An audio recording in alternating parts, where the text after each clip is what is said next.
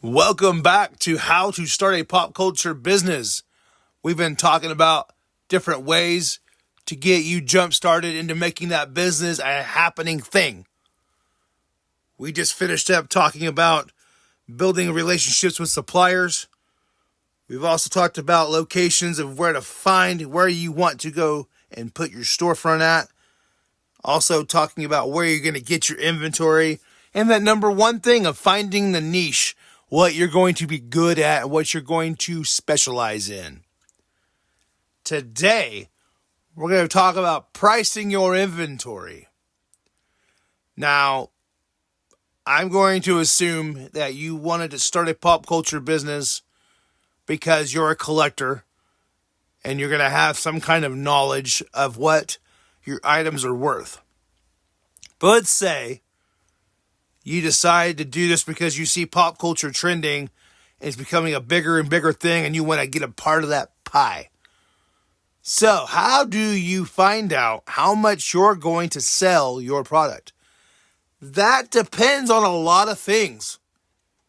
I think it depends on where you get your product, how much you spend on that product. Because if you're buying an action figure at the cost of what it's going for or higher, you're obviously going to have to sell that product higher to make a profit. So, I think it would also depend on if you got that figure for like $1 and you wanted to sell it for 30 without researching it. You could do that. You could screw yourself over, or you could be screwing over the person buying it. And you drop a comment below. Hit that like button right now. That was good info. If I'm lying, I'm dying. Another topic from the day, but you don't want to overflood the market and make things go crazy with prices. You've got to do the research on what things are going for, and then you decide what you're going to sell it for. You're asking me, well, how do I find out the market? How do I find out what's the prices? That's a fair and honest question. I don't like this. Lots of people don't like this, but realistically, your best bet is to go on to eBay. And don't just type in the toy, find it, and go by what everyone's selling it for. You're going to have to go to the sold and completed listings tab on eBay. If you don't know how to do that, there's plenty of YouTube channels out there that can walk you through that.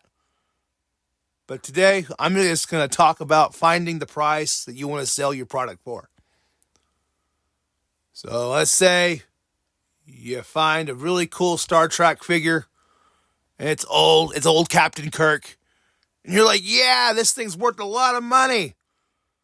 Let's say you get it in a box full of like collectibles. You pay $30 for this whole box, right? And you sift through it, and the most iconic thing that comes to your mind is that Star Trek figure. You're going to think, oh my gosh, this is valuable. I'm going to make all my money back with this figure. You got to look it up. Unless you're going to be a storefront, I don't think you can get away with just slapping what I have price on it. Unless you're selling it local. But beware, even then, some people will think, nah, I'm not buying that because I know what it's going for on eBay. Bad examples, but it does happen. Is eBay the most go-to for what everything's worth? No. It's a suggestive price, and that's what a lot of people go by. So you do have that to fight with when you're trying to price your inventory.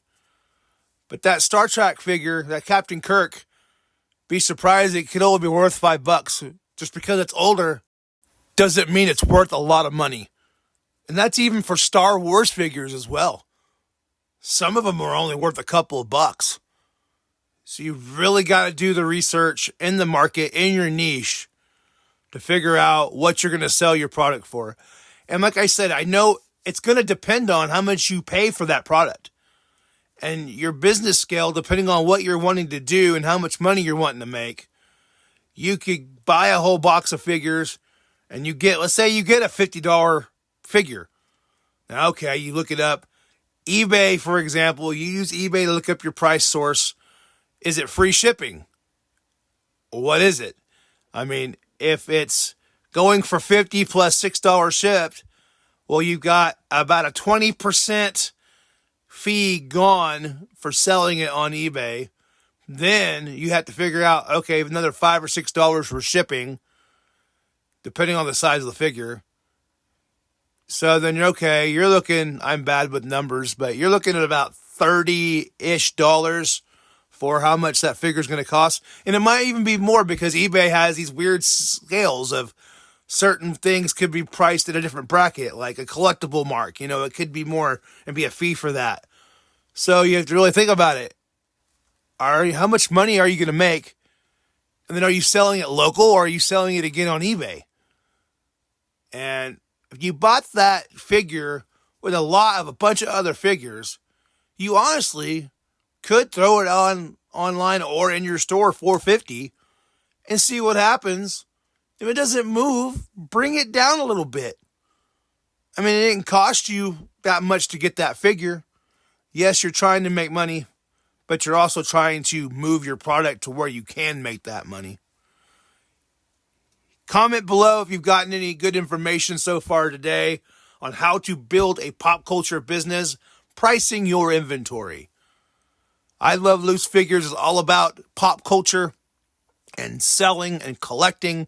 And we love just celebrating people's collections, celebrating people's business, where they're at, wanting to know why they're into this, why they do what they do. So if you are a business or you're getting ready to start a business, comment below what got you started in wanting to start a business and also why you collect if you're a collector. I Love Loose Figures is all about bringing the nostalgia, bringing the happiness to people, and how to build your brand, how to start a pop culture business is what we're trying to do here with you today.